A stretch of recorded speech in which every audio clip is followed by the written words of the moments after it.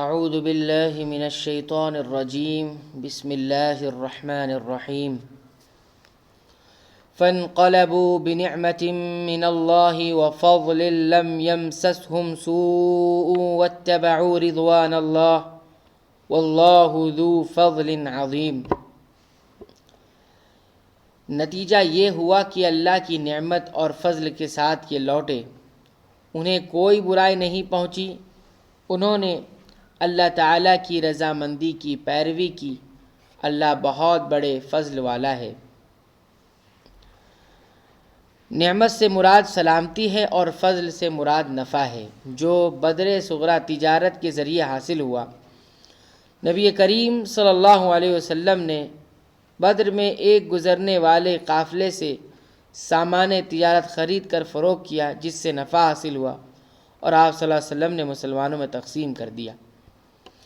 انما ذالکم الشیطان یخوف اولیاءہ فلا تخافوہم وخافون ان کنتم مؤمنین۔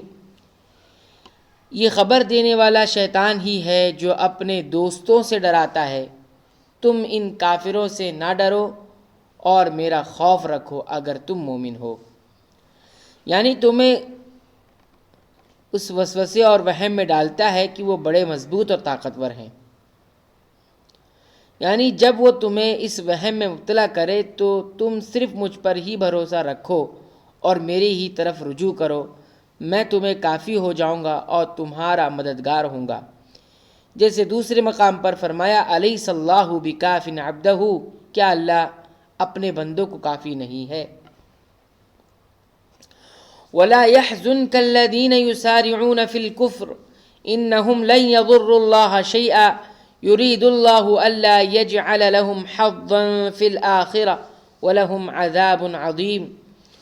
کفر میں آگے بڑھنے والے لوگ تجھے غمناک نہ کریں، یقین مانو یہ اللہ تعالیٰ کا کچھ نہ بگاڑ سکیں گے۔ اللہ تعالیٰ کا ارادہ ہے کہ ان کے لیے آخرت کا کوئی حصہ عطا نہ کرے اور ان کے لیے بڑا عذاب ہے۔ نبی صلی اللہ علیہ وسلم کے اندر اس بات کی شدید خواہش تھی کہ سب لوگ مسلمان ہو جائیں، اسی لیے ان کے انکار اور تکذیب سے آپ کو سخت تکلیف پہنچی۔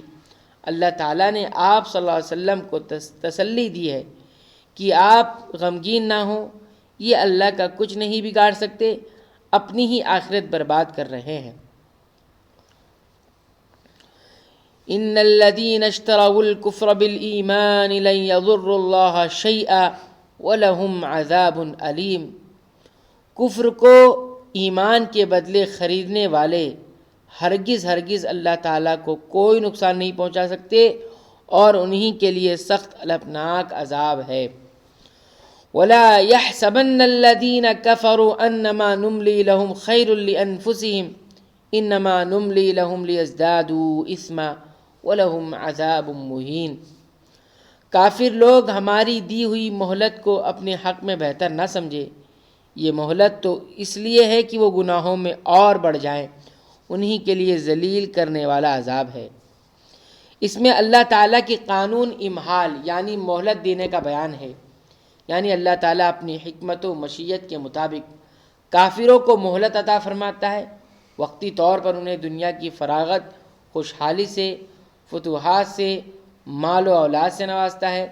لوگ سمجھتے ہیں کہ ان پر اللہ کا فضل ہو رہا ہے، لیکن اگر اللہ کی نعمتوں سے فیض یاب ہونے والے نیکی اور اطاعت الہی کا راستہ اختیار نہیں کرتے تو یہ دنیاوی نعمتیں فضل الہی نہیں، مہلت الہی ہے، جن سے ان کے کفر اور فسوق میں اضافہ ہی ہوتا ہے، بالآخر وہ جہنم کے دائمی عذاب کے مستحق قرار پاتے ہیں۔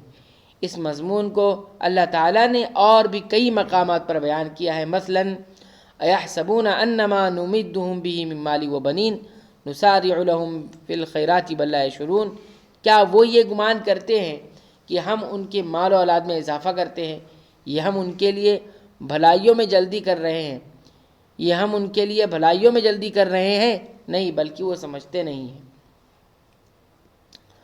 ما كان الله ليذر المؤمنين على ما أنتم عليه حتى يميز الخبيث من الطيب وما كان الله ليطلعكم على الغيب ولكن الله يجتبي من رسله من يشاء فآمنوا بالله ورسله وإن تؤمنوا وتتقوا فلكم أجر عظيم۔ جس حال میں تم ہو اسی پر اللہ تعالیٰ ایمان والوں کو نہ چھوڑے گا جب تک کہ پاک اور ناپاک الگ نہ کر دے، اور نہ اللہ تعالیٰ ایسا ہے کہ تمہیں غیب سے آگاہ کر دے، بلکہ اللہ تعالیٰ اپنے رسولوں میں سے جس کا چاہے انتخاب کر لیتا ہے۔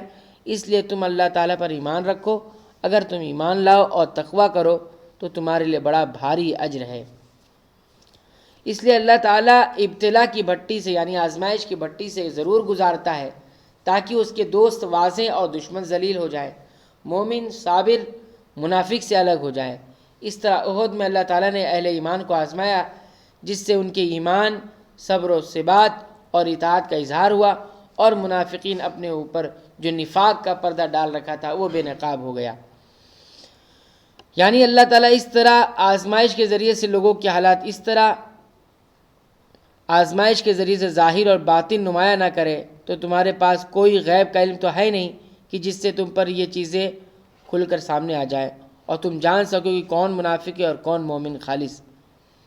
ہاں البتہ اللہ تعالیٰ اپنے رسولوں میں سے جس کو چاہتا ہے غیب کا علم عطا فرماتا ہے، جس سے بعض دفعہ ان پر منافقین کا اور ان کے حالات اور ان کی سازشوں کا راز فاش ہو جاتا ہے۔ یعنی یہ بھی کسی وقت اور کسی نبی پر ہی ظاہر کیا جاتا ہے، ورنہ عام طور پر نبی بھی جب تک اللہ نہ چاہے منافقین کے اندرونی نفاق اور ان کے مکر و فریب سے بے خبر ہی رہتا ہے۔ جس طرح کی سورہ توبہ کی آیت نمبر 11 میں اللہ تعالیٰ فرمایا ہے کہ اعراب اور اہل مدینہ جو منافق ہیں، اے پیغمبر آپ ان کو نہیں جانتے۔ اس کا دوسرا مفہوم یہ بھی ہو سکتا ہے کہ غیب کا علم ہم سے اپنے رسول کو ہی عطا کرتے ہیں کیونکہ یہ ان کے منصبی ضرورت ہے۔ اس وحی الہی اور امور غیبیہ کے ذریعے سے ہی وہ لوگوں کو اللہ تعالیٰ کی طرف بلاتے ہیں اور اپنے کو اللہ کا رسول ثابت کرتے ہیں۔ اس مضمون کو دوسرے مقامات پر اس طرح بیان کیا گیا ہے: عالم الغیب فلا یظہر علی غیبہ احدا الا من ارتضی من رسول۔ عالم الغیب یعنی اللہ تعالیٰ ہے اور وہ اپنے غیب سے پسندیدہ رسولوں کو ہی خبردار کرتا ہے۔ ظاہر بات ہے یہ امور غیبیہ وہی ہوتے ہیں جن کا تعلق منصب و فرائض رسالت کی ادائیگی سے ہوتا ہے، نہ کہ ما کان و ما یکون، یعنی جو کچھ ہو چکا اور آئندہ قیامت تک ہونے والا ہے اس کا علم۔ جیسا کہ بعض اہل باطل اس طرح کا علم غیب انبیاء علیہم السلام کے لیے اور کچھ اپنے ائمہ معصوم کے لیے باور کراتے ہیں۔ اللہ تعالیٰ سے دعا ہے کہ رب العالمین ان آیات میں جو باتیں بیان فرمائی گئی ہیں، جو تعلیمات بتائی گئی ہیں، رب العالمین ان تمام تعلیمات پر ہمیں غور کر کے اس کے مطابق زندگی گزارنے کی توفیق عنایت فرما۔ آمین۔ وآخر دعوانا ان الحمد للہ رب العالمین۔